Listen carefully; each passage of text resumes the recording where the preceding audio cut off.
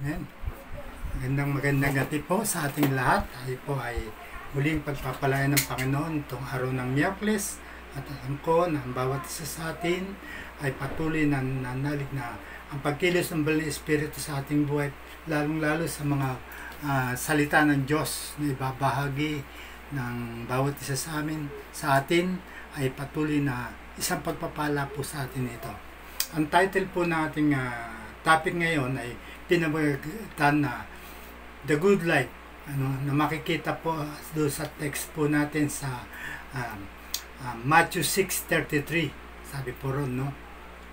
Ang sabi po ng Matthew 6:33, but seek ye first the kingdom of God and His righteousness, and all these things shall be added unto you. Yan po. Sabi po sa babasahin po natin mula 19, mula 19 hanggang 34. Sabi po, no, huwag kayong mag-impok ng mga kayamanan dito sa lupa. Dito'y may maninirang insekto at kalawang, at may makapapasok na magdanakaw. Sa halip, mag-impok kayo ng kayamanan sa langit. Do'y walang naninirang insekto at kalawang, at walang nakapapasok na magdanakaw. Sapagkat kung saan naroon ang inyong kayamanan, na naroon din ang inyong puso. Verse 22, ang mata, ang ilaw, ang katawan. Kung malinaw ang iyong paningin, mapupuno ng liwanag ang iyong buong katawan. Ngunit, kung malabo ang iyong paningin, mapupuno ng kadiliman ng iyong buong katawan. At kung ilaw mo'y madilim, ikaw nga ay tunay na nasa kadiliman. Verse 24, walang aliping makapaglilingkod sa dalawang Panginoon, sapagkat kapuputan niya ang isa at ibigin ang ikalawa. Paglilingkod ng tapat ang isa at hamakin ang ikalawa. Hindi ninyo maaaring paglingkuran ng pareho ang Diyos at ang kayamanan. Kaya't sinasabi ko sa inyo, huwag kayong mabalisa tungkol sa inyong kakainin at sa inyong iinumin, upang kayo mabuhay o kayo tungkol sa susuotin ng inyong katawan. Hindi ba't ang buhay higit na mahalaga kaysa sa pagkain, at ang katawan kaysa sa damit? Verse 26, masdan ninyo ang mga ibon, hindi sila nagtatanim ni umaaniman o kaya nagtitipon sa kamalig, ngunit pinakakain sila ng inyong amang nasa langit. Hindi ba't higit kayong mahalaga kaysa sa mga ibon? Verse 27, sino sa inyo makakapagpahaba ng kanyang buhay ng kahit isang oras sa pamamagitan ng kanyang pagkabalisa? Verse 28, at bakit kayo nababalisa tungkol sa pananamit? Isipin ninyo kung paano tumutubo ang mga bulaklak sa parang. Hindi sila nagtatrabaho ni gumagawa ng damit.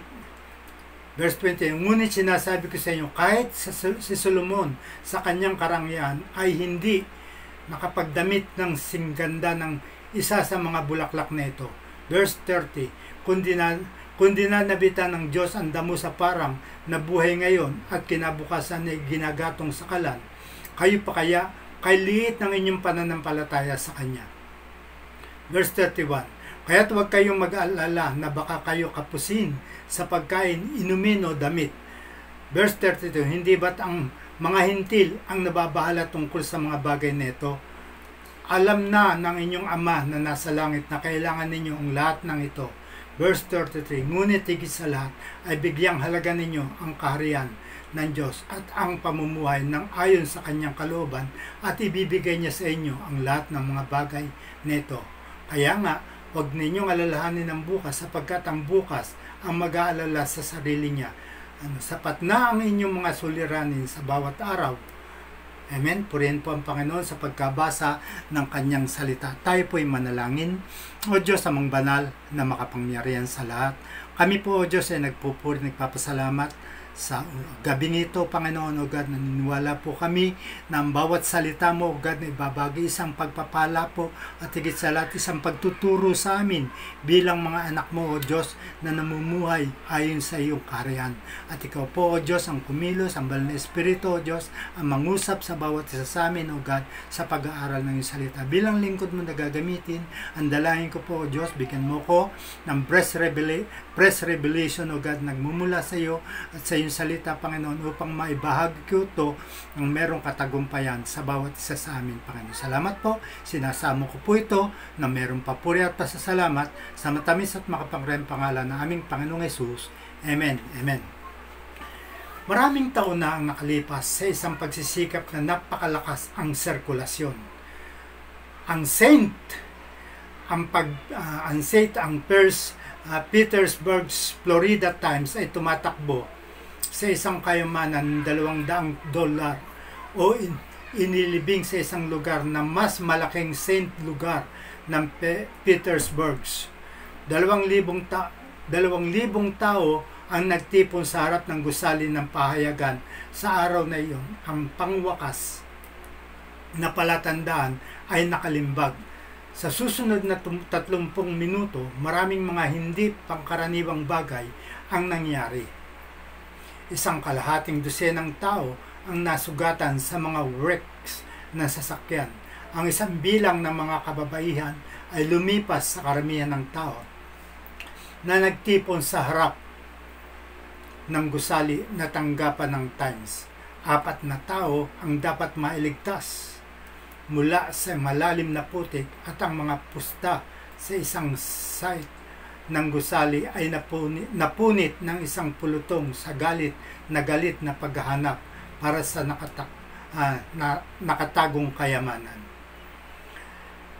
In retrospect, the newspaper stand was a big success. Circulation had increased 5 sa pag-retrofit. Ang stand ng pahayagan ay isang malaking tagumpay.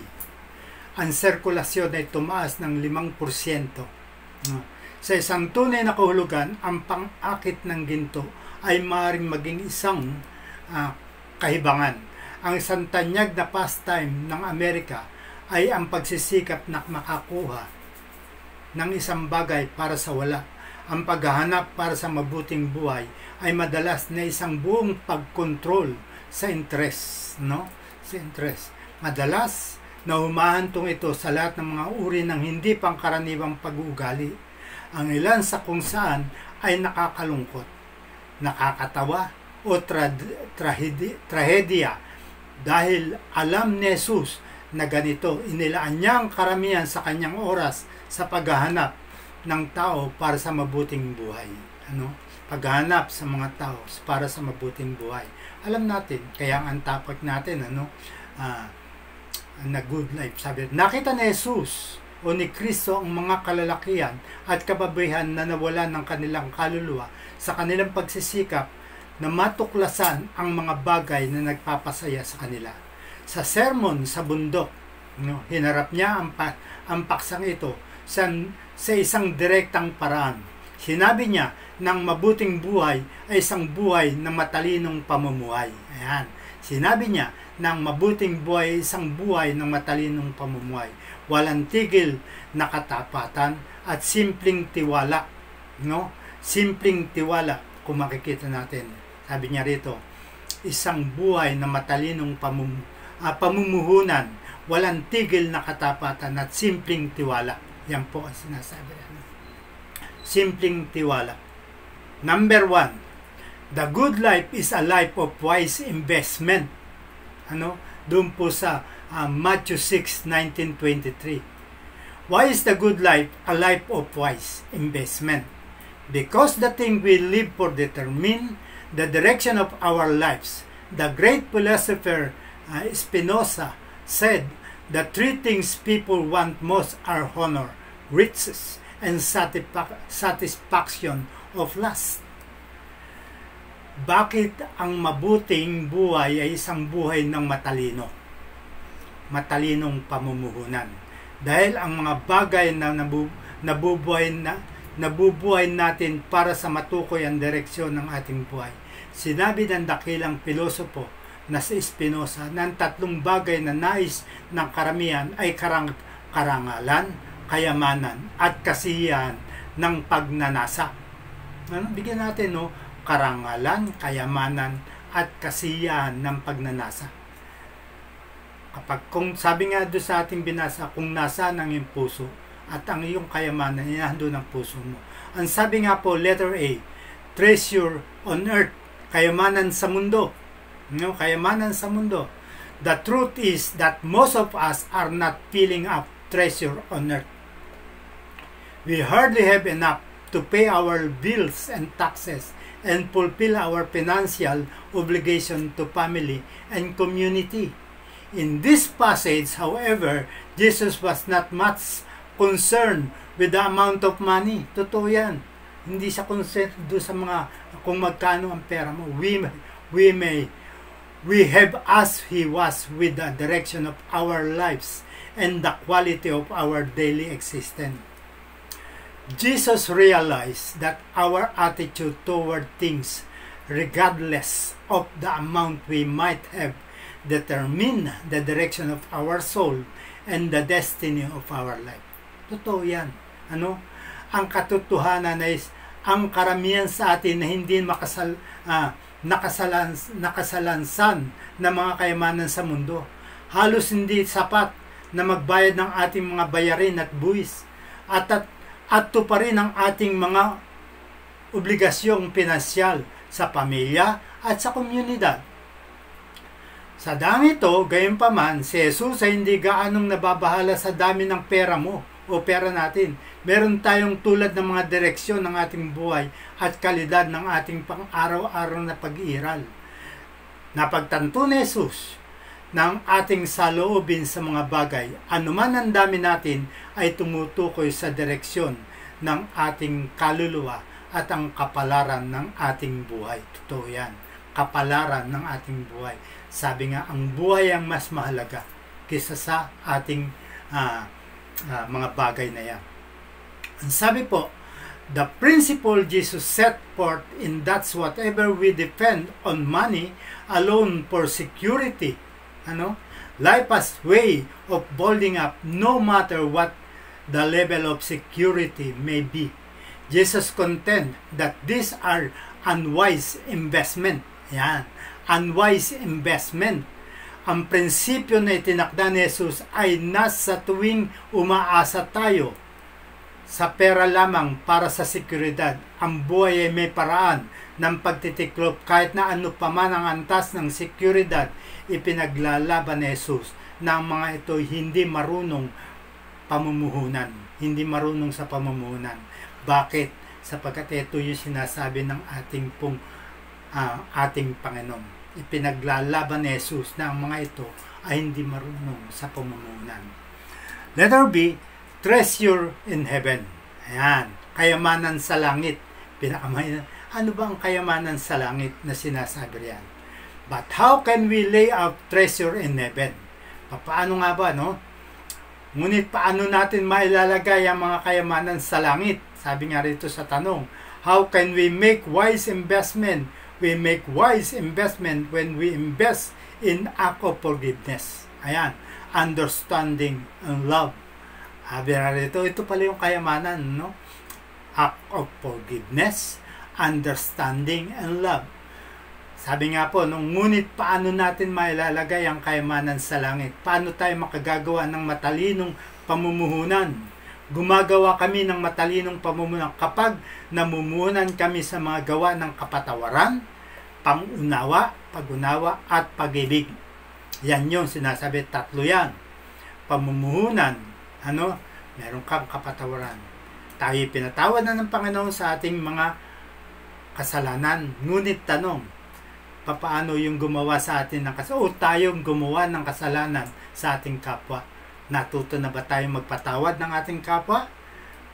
Natuto na ba tayo na humingi ng kapatawaran sa ginawa natin ng kasalanan? Yan po yung sinasabi riyan. Panguna at may pag-ibig. Matuto mo nang ibigin yung hindi kahit kaibig-ibig.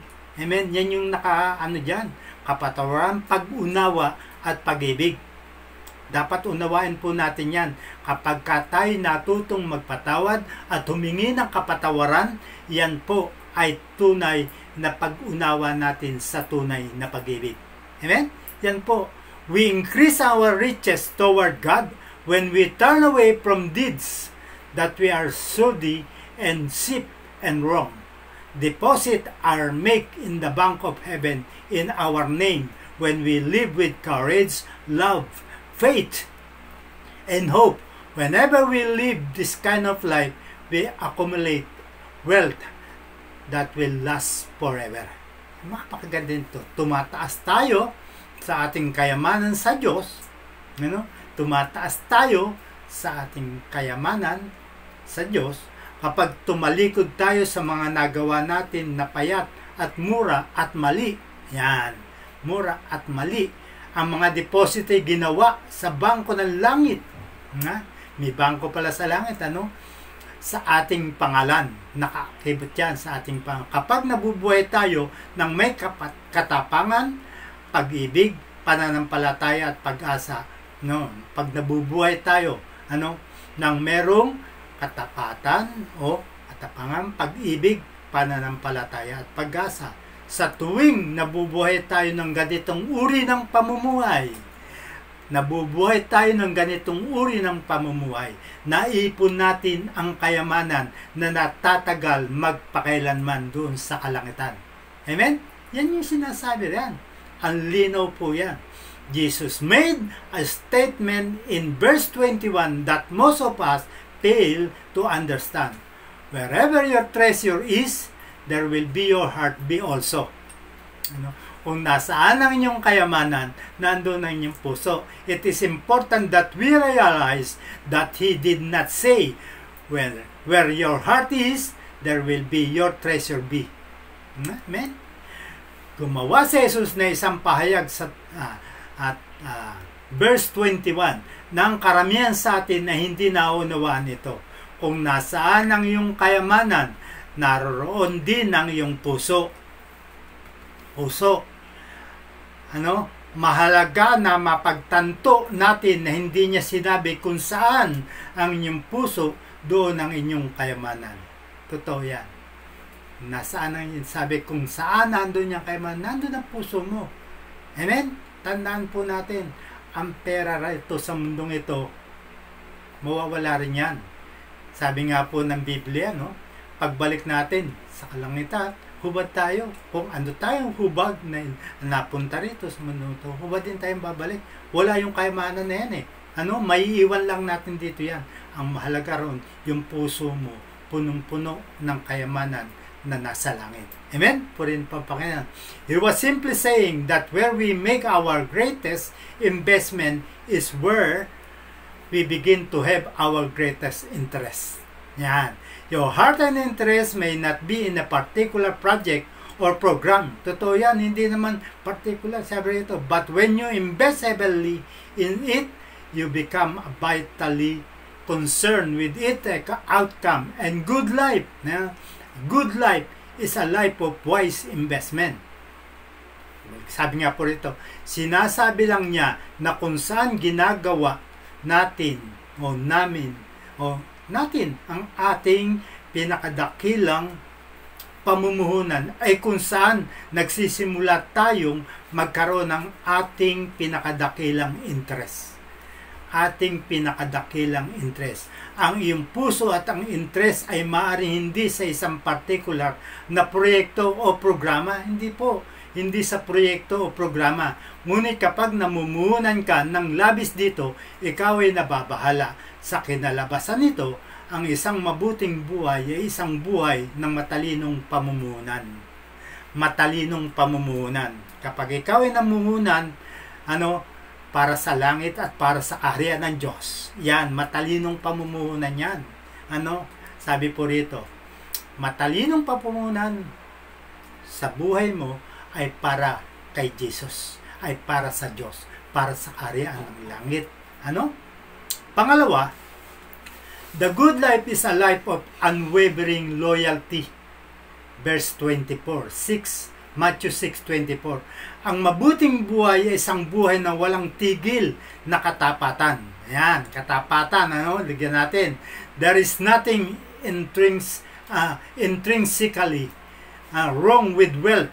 What is wrong is putting wealth before God, or more than that, making wealth our God.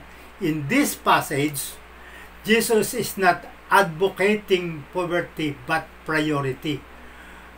walang intrinsically mali sa kayamanan. Ano ang mali ay paglalagay ng kayamanan sa harap ng Diyos. O higit pa rito na yaman ang ating Diyos. Kayamanan ng ating Diyos. Sa verse 33, immediately verse 33 come to mind where your Jesus seek ye first the kingdom of God and His righteousness, and all these things shall be added unto you. This is no prohibition against wealth, but it is an admonition to get our priority in order. Divided loyalties make for disturbed mind and confused goal. Doon siya sinasabi sa verse 33, ngunit higit sa lahat, bigyang halaga ninyo ang kaharian ng Diyos at ang pamumuhay ng ayon sa kanyang kalooban, at ibibigay niya sa inyo ang lahat ng mga bagay nito. Hindi ito pagbabawal laban sa kayamanan, ngunit ito isang paalala upang maayos ang ating mga prioridad.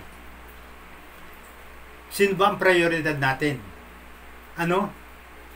Sino ba ang prioridad natin?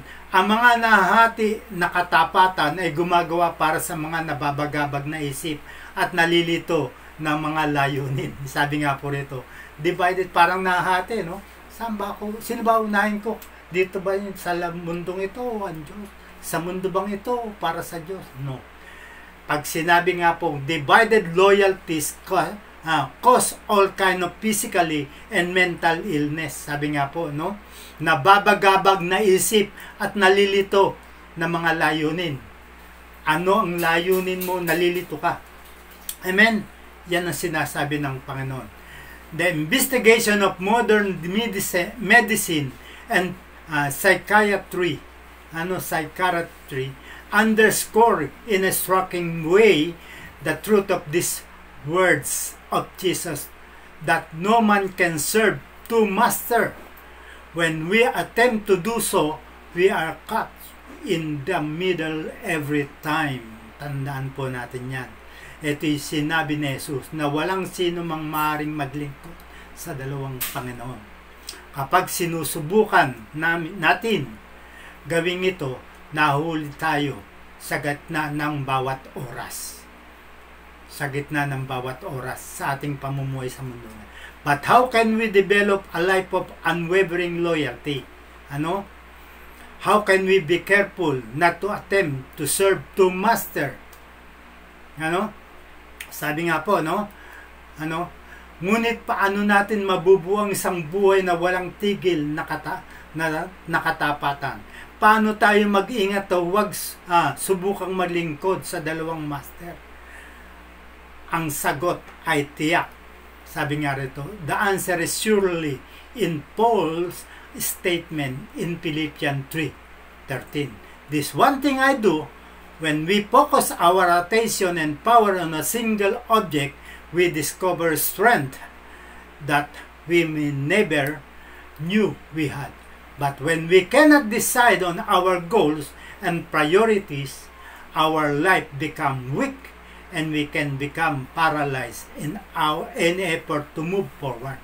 Ngunit paano mabubuo ang isang buhay ng walang tigil na katapatan? Paano tayo mag-iingat?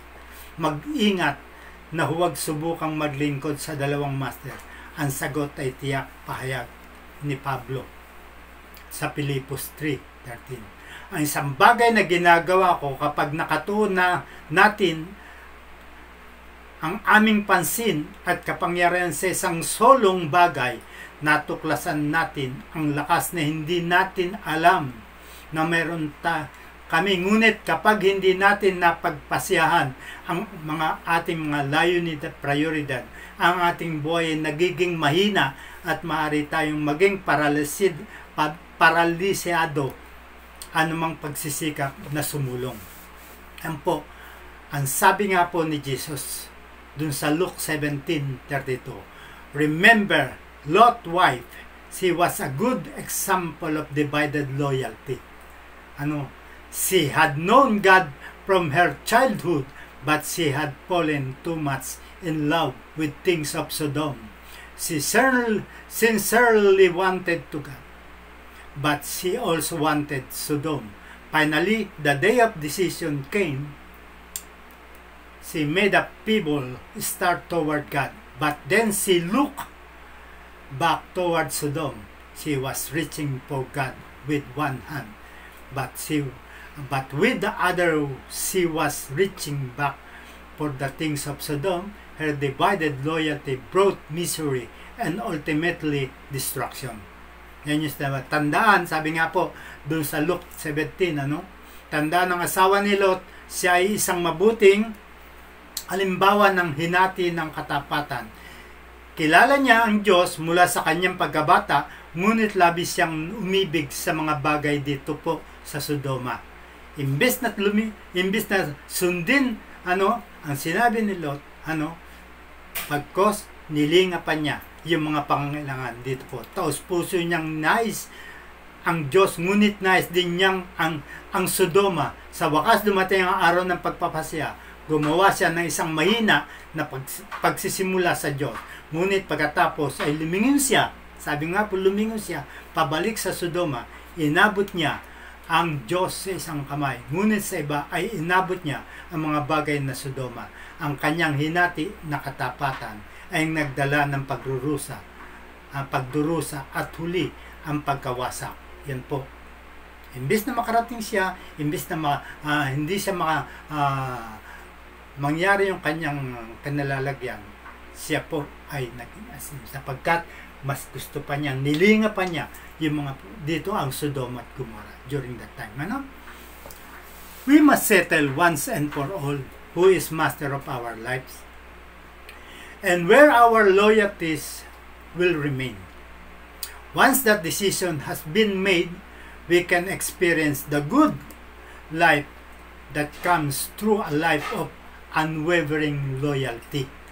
Dapat tayong tumira ng isang beses at para sa lahat ng master ng ating buhay at kung saan nananatili ang ating katapatan. Kapag nagawa na ang pasyang iyon, makakaranas tayo ng mabuting buhay na nagmumula sa isang buhay na walang tigil na katapatan. Yan po ang sinasabi po ng ating pong Panginoon. Tapat ka ba sa Panginoon? Tapat ka pa sa paglilingkod sa Diyos? Yung katapatan na hinahanap ng Diyos sa ating buhay. Hindi anumang bagay, miski na anong husay mong magsalita, miski na anong ayamanan meron ka na binibigay mo sa Diyos, miski na ikaw nagbibigay ng maraming bagay para sa Diyos, hindi para sapat yan. Ang gusto ng Diyos, maging tapat ka sa pamumuhay para sa Diyos. Yan po ang gustong mangyari ng Diyos sa buhay natin lahat. Amen? Yan po yung nais ng Diyos sa atin. Sabi niya rito, tayo ng mabuting buhay na magmumula sa isang buhay na walang tigil na katapatan. Sabi po, katapatan. Kapag nagawa ng pasyang yon, makakaranas tayo ng mabuting buhay. Ipararanas po sa atin ng Diyos yan. Yung mabuting buhay. Sabi po. Pangatlo, the good life is a life of simple trust. Yan. Verse 25 to 34. Sabi po rito, A good life is a life of simple trust. Ang magandang buhay ay isang buhay na simpleng pagtitiwala o tiwala. The antithesis of trust is fear and worry. We may worry about what we will eat or what we will drink or what we will wear or what will happen tomorrow. Jesus was well acquainted with the universal fact of fear. The solution was simple trust in God. Ang antithesis ng tiwala ay takot at mag-alala. Maaari tayong mag-alala tungkol sa kung ano ang kakainin natin, o kung ano ang liinumin natin, o kung ano ang isusuot natin, o kung ano mangyayari sa bukas. Si Jesus ay kilalang-kilala sa universal na salot ng takot. Alam ni Jesus yan, kapag solusyon ay simpleng tiwala sa Diyos. Kapag simpleng pagtitiwala sa Diyos, sabi rito, simple trust observes God's care in nature. Verse 25 to 31. Ang simpleng tiwala ay nagmamasid sa pangangalaga ng Diyos sa kalikasan. Jesus drew on God's care for creation to substantiate his claim. He reminded his listener that the bird of the earth, the bird of the air are cared for, the flower of the field are clothed, and even the grass is not forgotten.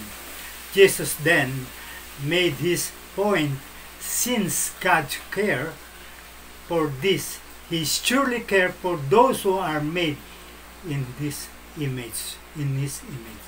Inilapit ni Jesus ang pangangalaga ng Diyos para sa paglikha upang mapatunayan ang kanyang mga paghahabol. Ipinaalala niya sa kanyang mga tagapakinig na ang mga ibon ng hangin dun sa hangin ay inaalagaan, ang mga bulaklak sa bukid ay nakasuot, at kahit na ang damo ay hindi nakalimutan. Pagkatapos ay ginawa ni Jesus ang kanyang punto, yamang inaalagaan ito ng Diyos, tiyak na magmamalasakit siya sa mga ginawa sa kanyang imahe, sa kanyang image. Yan po, mahal na mahal po kung yung mga ibon, yung mga damo pinadadamit ng ating Panginoon, pinakakain ng ating Panginoon. Sino ka pa na mas mahalaga sa ibon? Sino ka pa? Sino pa tayo na mas mahalaga tayo sa mga ibon, sa mga damo? Anong mas mahalaga tayo dun no? Yan yung nagmamalasakit, tiyak na nagmamalasakit siya sa mga ginawa sa kanyang imahe, sa kanyang image. Tayo yun. Di ba? Nilikha tayo ng Diyos na kanyang image. Hindi mga ibon, hindi mga bulaklak, bagkos tayo. Kawangis ng Diyos, image.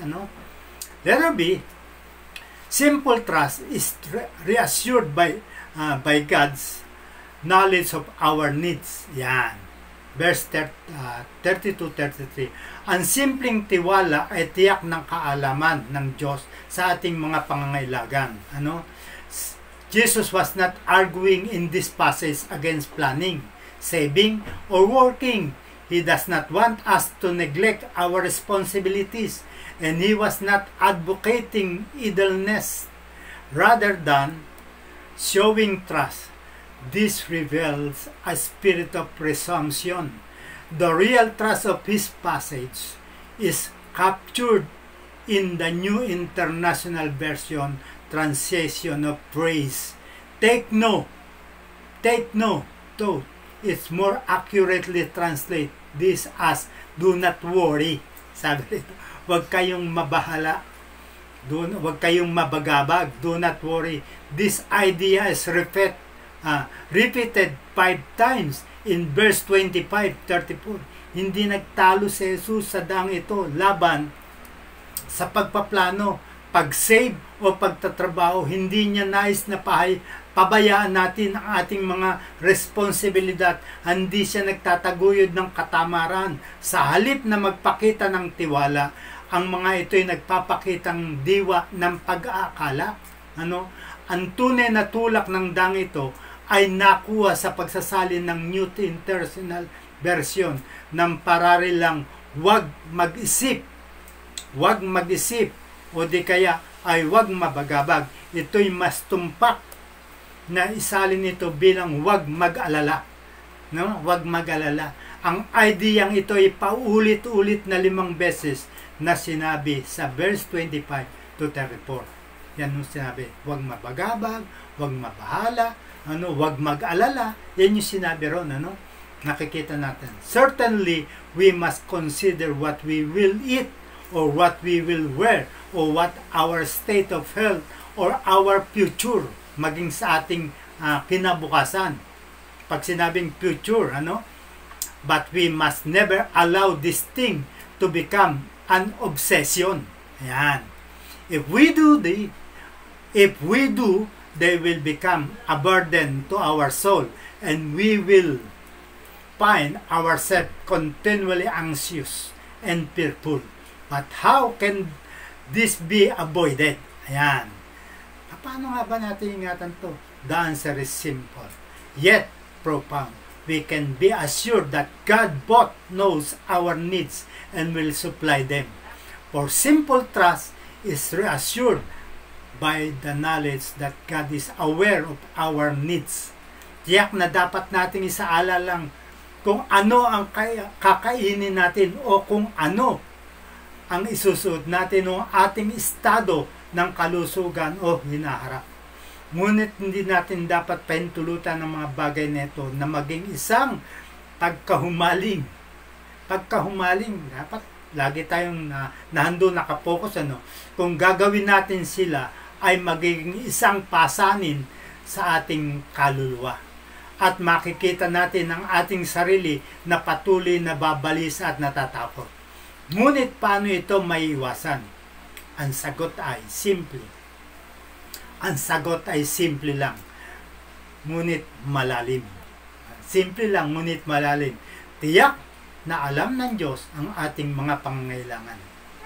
At ibibigay ang mga ito sapagkat ang simpleng pagtitiwala ay tiyak ng kaalaman na alam ng Diyos ang lahat ng ating mga pangangailangan. Alam ng Diyos. Hindi na kailangan natin, ano kaya kailangan ko bukas? Ano kaya kakainin ko bukas? No. Alam na ng Diyos ang pangangailangan. Isa lang ang kinakailangan natin gawin. Magtiwala tayo sa Diyos na siya ang Diyos nating nagpo-provide. Amen? Nagutom na po ba tayo? Hindi, di ba? Ang mga anak ba ng Diyos ay nagutom? Hindi. Ano? Tayo ba ay nakaranas ng gutom? Hindi po. Sapagkat alam na ng Diyos ang lahat ng ating pangangailangan. Letter C, simple trust, live one day at a time. Ayan, ano?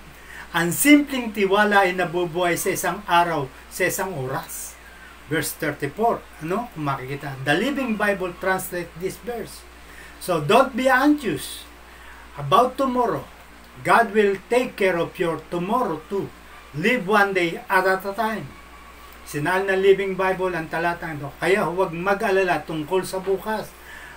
Aalagaan din ng Diyos ang iyong bukas. Mabuhay ng isang araw sa isang pagkakataon. Ano? Mabuhay ng isang araw sa isang pagkakataon. Napakalinaw po na sinasabi na, ano? Don't be anxious about tomorrow. Alam na ng Diyos ang bukas mo. Ano? Kung nabubuhay ka ngayon, tong araw neto sapat na. Yung bukas, wag mo nang alalanin, alam na ng Diyos yun. Amen? Amen? Yan ang pagtitiwala natin sa Diyos. Yan po yung sabi rito, God will take care of your tomorrow too. Live one day at a time. Ang lino, no? Sinasabi ng Biblia. Ano? The Living Bible. Much of our anxiety about tomorrow will subside when we realize that many of today's difficulties are not permanent. Ano? An elderly minister was once asked to quote his favorite scripture verse. His reply came without hesitation, and it came to pass. Then this grand old man of God explained that through his many years he had come to realize that difficulties and wars and death and burden to humankind come to pass.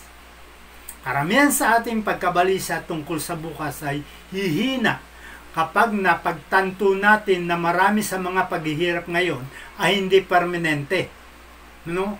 Hindi permanente. Isang matandang ministro ang dating hiniling na quote sa kanyang paboritong verse sa banal na kasulatan, ang kanyang tugon ay dumating ng walang pag-aatubali at mangyari ito. Pagkatapos ay pinaliwanag ng dakilang matandang ito ng Diyos na sa pamamagitan ng kanyang maraming taon ay napagtanto niya ng mga paghirap at digmaan at utang at pasanin sa kataong ito ay naganap. So often we feel that the adversity of today or of the problem that we fear tomorrow will be with us unto death. Amen? Is to recalm despair. Maging kalmado sa mga pagluha, no? In our effort to live one day at a time, we must never borrow tomorrow o borrow trouble from tomorrow. Never borrow trouble from tomorrow. Are not most of our worries about the future. We worry about surgery we may never have, a child who goes wrong, but in times turn out well, our enemy who eventually become our friends. Tandaan natin, no? Insurance company have gotten wealth by insuring people against fear of future disaster that never happen. Kadalasan, nararamdaman natin na ang kahirapan ngayon o mga problema na kinatatakutan natin bukas ay makakasama. Makakasama natin hanggang sa kamatayan. Pinapakalma ng kasaysayan ng takot na ito. Kailangan maging kalmado ka sa takot na ito. Sa ating pagsisikap na mabuhay ng isang araw ng sabay-sabay, hindi tayo dapat humiram ng problema mula bukas. Hindi ba karamihan sa ating mga alalahanin tungkol sa hinaharap? Nag-aalala tayo tungkol sa operasyon na hindi natin maaaring magkaroon. Isang bata na magkakamali. Isang bata na pagkakamali. Ngunit sa oras ay lumiliko ng maayos o mga kaaway. Sa kalaunan ay naging ating mga kaibigan. Ang mga kumpanya ng siguro ay yumayaman sa pamamagitan ng pagsisiguro sa mga tao laban sa takot sa mga kalamidad sa hinaharap na hindi mangyayari. Na hindi mangyayari. Totoo yan, dumarating naman ang kalamidad. Pero bihirang-bihira lang. Nakita nga natin, no? Yung bagyong Karding, maraming napinsala. Ngunit, salamat tayo dito sa Kamaynilaan, hindi nakarating yan. No? Pero nakita natin, doon sa mga dinaanan yan, nakita natin, ang daming paghihirap, marami. Pero tayo, nakaranas ba tayo? Dapat lamang po, pagtitiwala sa Diyos ang kailangan natin. Sabi nga rito, sabi rito, maging ang ating mga kaibigan, ito po yung sinasabi natin, no? Makikita po natin yan. Sabi rito, hindi ba karamihan sa ating mga alalahanin tungkol sa hinaharap? Nag-aalala tayo tungkol sa operasyon na hindi natin maaaring magkaroon isang bata na pagkakamali. Ngunit ito po ang sinasabi natin. In conclusion, Cecil B. Sinabi ni DeVille, kung paano maraming taon na ang nakaraan kung sa kanyang buhay, siya ay inatasan na magsulat ng isang dula na kalaunan ay naging The Return of Peter Grimm. Ang kwento ay may kinalaman sa pagpapatuloy ng buhay pagkatapos ng kamatayan. Nagpatuloy si DeMille upang ibahagi kung paano siya gumuhit ng inspirasyon para sa kwentong iyon mula sa isang water bottle sa isang lawa kung saan siya ay nagbabasa siya at nagpapahinga at naghahanap ng isang idea. Habang tinitingnan ni DeVille ang tubig, nakita niya isang maliit na tubig sa salagubang na gumagapang sa maliit na bangka. Naipit ang mga talon nito sa gawaing kahoy at namatay. Sinabi ni DeVille na iniwan niya lang ito at bumalik sa kanyang pagbabasa. Mainit ang araw at pagkaraan ng 3 oras ay tumingala siya mula sa ginagawa niya upang makita ang maliit na salaginto na nakaparchase, na nakabukas ang pag-crack sa likod nito. Napanood niya at sa likuran ng patay na salagubang ay nakakita siya ng isang bagong anyo ng mga pakpak na umuusbong.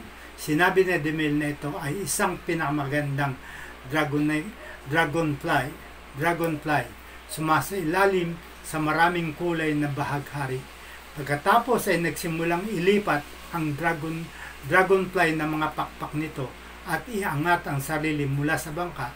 Lumipad ito ng mataas, malayo sa 1 segundo kaysa sa tubig na sa lagubang ay gumagapang sa oras. Isang sandali ay lumakad ito sa lawa ng ilang pulgada lamang mula sa tubig na may mga betel sa baba. Lubos silang walang kamalayan sa pagkakaroon nito. Tinala ni Demille ang kanyang serve na labis na has ng lumang tubig mula sa kano papunta sa lawa. Mabilis itong lumubog sa ilalim ng putik na sakop ng putik. Ang iba pang mga betel ay gumapang ng outwardly upang makita kung ano ito. Pagkatapos ay tumalikod sila rito.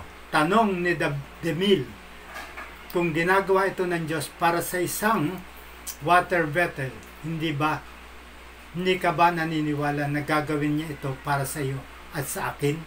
Amen? Hindi ba gagawin ng Panginoon ng Diyos? Kapag ginagawa ito ng Diyos para sa atin, magpasalamat tayo na sa pamamagitan ng ating matalinong pamumuhunan, walang tigil na katapatan at simpleng tiwala, ang mabuting buhay na kilala natin dito ay nagbibigay daan sa isang mas mahusay na buhay pagkatapos. Mahusay na buhay. Isang mas mahusay na buhay pagkatapos. Ang buhay po natin mahalaga. Habang nabubuhay tayo sa mundong ito, tandaan po natin ang katapatan po. Pamumuhunan ng may katapatan sa Diyos. Ito po yung gustong gawin natin para sa Diyos. Ang gustong gawin natin? Ito. Wala na pong dapat tayong ikatakot kung saan paman, sapagkat ito ay tapat na. When God does this for us, we will be thankful that through our wise investment, unwavering loyalty, and simple trust, the good life was have known here give way to a better life hereafter. Amen. Purihin po ang Panginoon sa kanyang mga salita. Tayo po ay kanyang muling pinagpala. Tayo po ay manalangin. O makapangyarihang Diyos, kami nagpapasalamat misan pa. Salamat po, O Diyos, sa iyong mapagpalang Diyos. Salamat po, God, napakabuti mo, napakadakila mo. Hindi ka nagkulang sa amin. Pinagpala mo kami at patuloy kaming nanaligo, Diyos, na magagawa po namin ng lahat na ito sapagkat ang katapatan po namin ay sa iyo, Panginoon. Salamat po at sinasamo po namin, O God, ng lahat ng mga salita mo, O Diyos, ay may pamuhay po namin, O God, sapagkat ito ang nais mo sa aming buhay, maging tapat kami at higit sa lahat, Panginoon, sumunod kami ayon sa iyong kalooban at ipamuhay po namin ito, Panginoon. Salamat po at ang lahat po ay para sa iyo, Panginoon, O God. Hindi, Panginoon, O God, at marami pong salamat, O God. Naniniwala po kami, O God, the good life, Panginoon, O God, ang pinakamahalaga sa aming buhay, O God. Maging mabuting buhay po namin, O God, habang kami ay nabubuhay sa mundong ito, Panginoon. Sabi mo nga, sabi po, but seek ye first the kingdom of God and His righteousness, and all these things shall be added unto you. Matthew 6:33. Amen. Purihin po, Panginoon. Kaming mag-impok ng mga kayamanan dito sa lupa. Dito'y may naninirang, Panginoon. Kundi bagkos, pangnahan po kami, Panginoon. Maraming pong salamat. Sinasamo po namin ito ng merong papuri at pasasalamat sa matamis at makapangyarihang pangalan na aming Panginoong Hesus. Amen. Amen. Purihin po, Panginoon. Okay, sige po. Muli, tayo po ay banalangin ng ating lahat ng prayer request po natin para sa buwan ng Oktubre. Tayo po ay dumulog sa ating Panginoon. Naniniwala tayo na mga panalangin ito ay tutugunin ng ating Panginoon sapagkat ito ang ating pong mga prayer request sa ating Panginoon. Hallelujah. Sa karabasan, darabasi, karabasan, darabasi, karabahanda, sa lalabas, sa karabahanda, karabasan. O makapangyarihang Diyos, kami nagpupuri, nagpapasalamat minsan pa. Lumalapit po kami sa iyo, Panginoon, O God, ng merong katapatan, Panginoon, O God, Lord. Anumang mga bagay, Panginoon, O Diyos, na nagawa po namin, hindi po naging kalugod-lugod sa iyo. Patawarin mo po kami, Panginoon, upang maging karapat-dapat po, O Diyos, ang aming mga panalangin sa iyo, Panginoon. Salamat po, O God, sa pagpatawad mo, sa paglinis mo sa aming mga kasalanan, O God. At nananalig po kami sa mga panalangin po namin ito, O Diyos. Paglapit po namin, O God, ay patuloy mong tutugunin ang aming mga panalangin. Salamat po, Panginoon. Nirequest po namin, O God. Pinapanalangin po namin, O God, ang guidance and direction mo, Panginoon, O God, sa bawat isa sa amin, O God. Nadalangin po namin ang patuloy na blessing mo sa amin, Panginoon, O God, sa aming mga pamilya, Panginoon, O God. Lalong-lalo, Panginoon, O God, spiritually, physically, and with mental and emotional health, Panginoon, ay pagkakalob mo po sa amin, Panginoon. Ganun din naman, O God, God, divine intervention, Panginoon, O God, sa pandemyang ito, sa crisis na ito, Panginoon, through the word, Panginoon, sa buong mundo. We pray that God's healing upon all nations and all people, and the COVID virus will completely dissipate, Panginoon, O God. Lord, naniwala po kami. Salamat po, Panginoon, O God. Ngayon pa lamang po, O God, pinangahawakan po namin, O God, mas makapangyarihan ka, Panginoon. We pray for our nation, Philippines. We pray for God's continuous intervention, Panginoon, in our situation.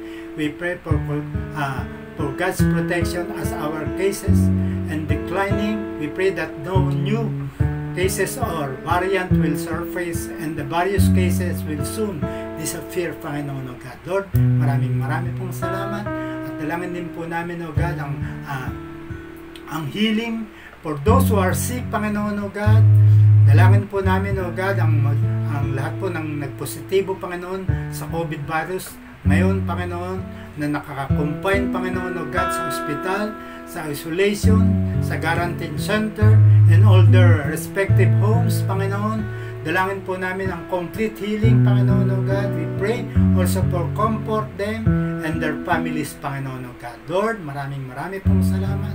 Nadalangin din po namin, Panginoon, O God, ang lahat po ng elderly, the vulnerable population, and those who suffering from chronic diseases. We pray for God's healing and protection, Panginoon, O God. Maraming pong salamat. And naman, O God, ang lahat po ng frontliner, nadalangin po namin ang kanilang safety and protection, Panginoon. At binigay mo po, Panginoon, them courage and strength each day as they go out to fulfill their duties, Panginoon, O God. Lord, maraming pong salamat. Kaya din man, nadalangin po namin, O God, ang lahat po ng through financial difficulties and sa lahat po, O God, na wala ng trabaho, Panginoon, O God. Lord, dalangin po namin, O God, ang yung provision, Panginoon, O God. Dalangin po namin, O God, will open doors of opportunity for them to find another job, livelihood, to sustain their family needs, Panginoon, O God. Lord, maraming pong salamat. Nadalangin din po namin ang Jolka sa lahat po ng estudyante, mga teachers, ang staff, Panginoon, O God. Dalangin po namin ang protection mo. They will go back to face-to-face e-learning this coming, Panginoon, O God. This buwan na ito, Panginoon, O God. We pray for all new teachers in Jolka. Dalangin din po namin ang God's guidance, Panginoon, O God, direction in their coming school year. Pray for perseverance and that God will use all Jolka teachers to share the gospel to the student and parents. Panggamitin mo po lamang sila, Panginoon, O God. Lord, dalangin din po namin, Panginoon, O God, ang Joel Pagbagin. Gamitin mo po, Diyos, ang yung iglesia na ito doon po sa kanilang komunidad, Panginoon, O God. Dalangin po namin si Pastor Bernard, Pastor Susan, ang kanyang iglesia, kanyang mga manggagawa, Panginoon, doon po sa Santo Tomas Church, Panginoon, O God. Dalangin po namin, O God, ang anointing mo, Panginoon, sa kanila, Panginoon, O God, na may preach, Panginoon, ng iyong salita doon sa komunidad, Panginoon, O God. Doon po sa Santo Tomas, Panginoon, O God. Ganyan naman, nadalangin po namin si Pastora Belinda and our ministry, Panginoon, O God, ang kanyang ministry team, for God guidance and direction, Panginoon, O God. Gamitin mo po, Panginoon, O God, ang mightily as they continue to do mission work and open Bible Study Center in Pangasinan, Panginoon, O God. Lord, gamitin mo po lamang, Panginoon, O God, ano man ang kanilang pangangailangan, ikaw ikaw ang magsusustain, at alam mo po, O Diyos, ang kanilang puso, ang kanilang buhay, Panginoon, O God, doon po sa Pangasinan, O God.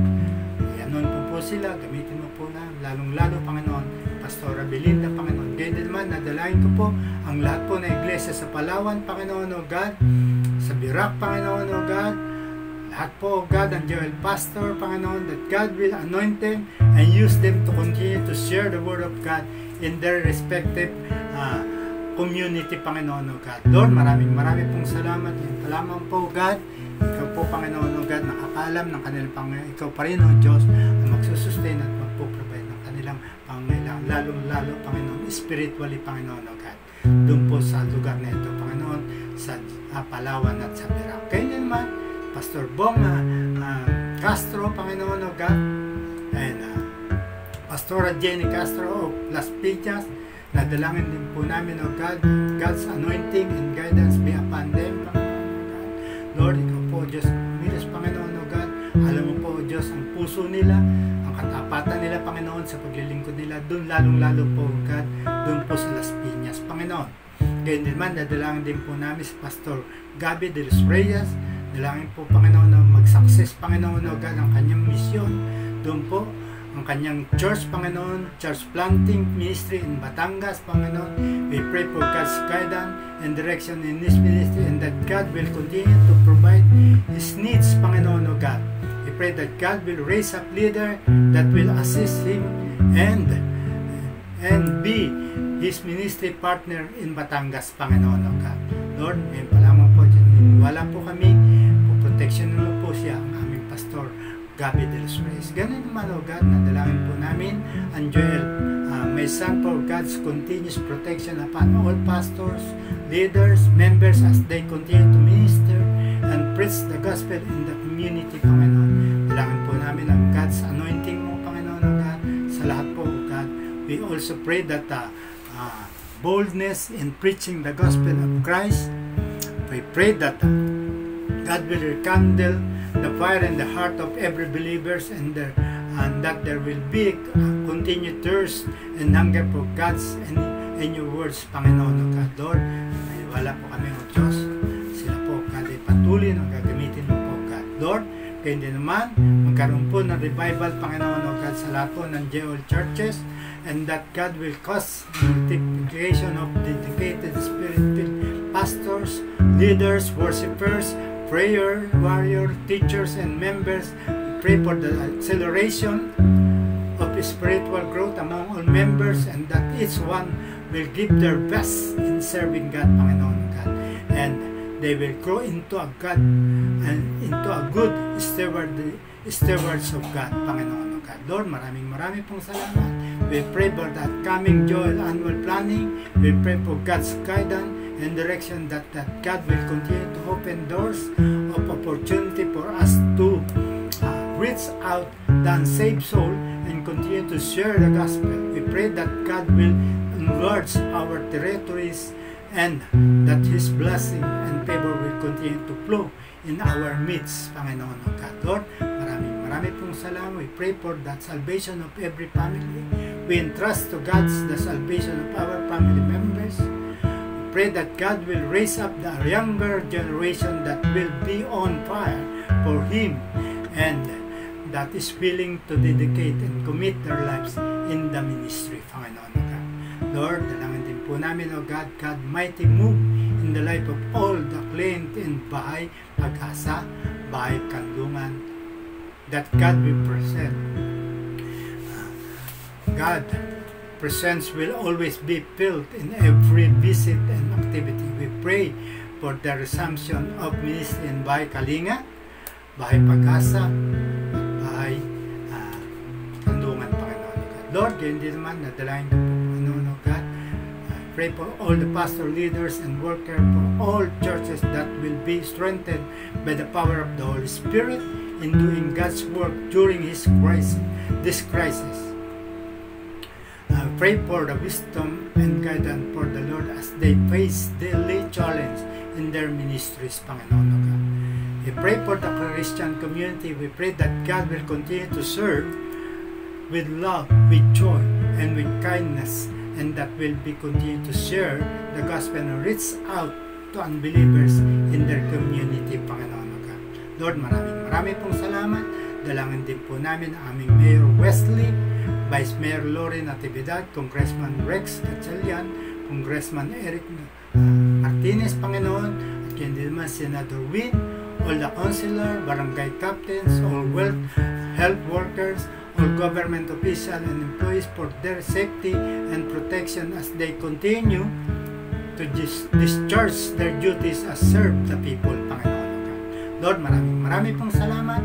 Dadalangin din po namin ang aming pong Pangulong Bongbong Marcos for good health and wisdom in all this his decision, that God will guide him and his team in building our nation. We pray his salvation, including his family, that he will be fulfill his mandate, Panginoon.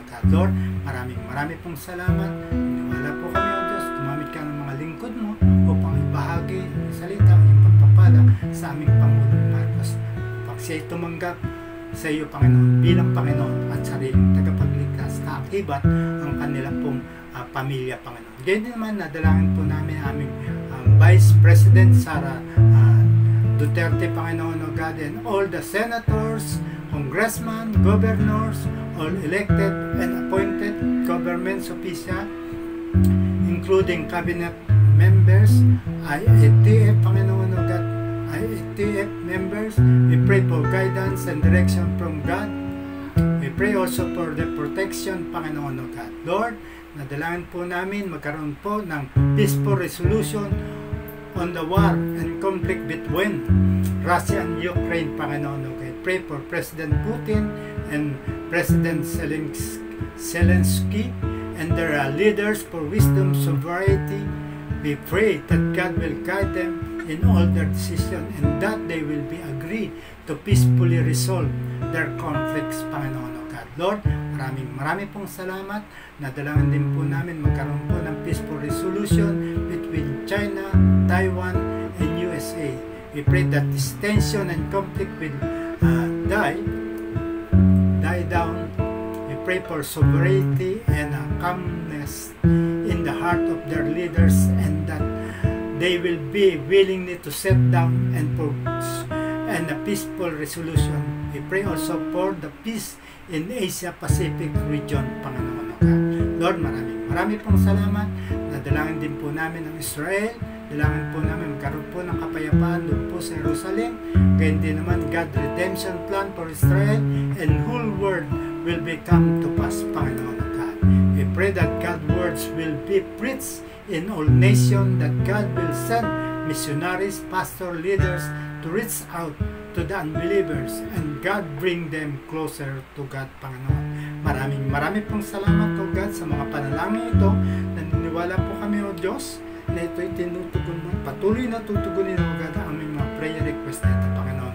At yun din naman ang mga nakasama ko sa pananalangin ngayong Miyerkules, Panginoon, O God. Alam mo po, O Diyos, ang kanilang mga panalangin. Alam mo po, O Diyos, ang kanilang pangangailangan. Lalong-lalo, spiritually blessed, Panginoon, O God, ay pagkakaloob mo sa bawat anak mo na nakasama ko sa pananalangin ngayon, O God. Salamat po. Ngayon pa lamang po, Diyos, ay kiniklaim na namin ito na meron kang ibigay sa amin, O God, spiritual blessing sa bawat isa sa amin. Salamat po. Ang lahat po na ito, O Diyos, ay aming sinasamot na dalangin na merong papuri at pasasalamat sa matamis at makapangyarihang pangalan ng aming Panginoong Hesus, sa ngalan ng Ama, ng Anak, at ng Diyos Espiritu Santo. Amen. Amen. Purihin po, Panginoon. Palakpakan po natin ang Panginoon. Amen. Thank you for tuning in to our online streaming service. Outlines of the preaching and other weekly activities will be distributed by our church leaders for further Bible study. We would also like to encourage everyone to read their Bibles, meditate, and pray during these times. For more announcements and updates, please like our Facebook page. Have a blessed day.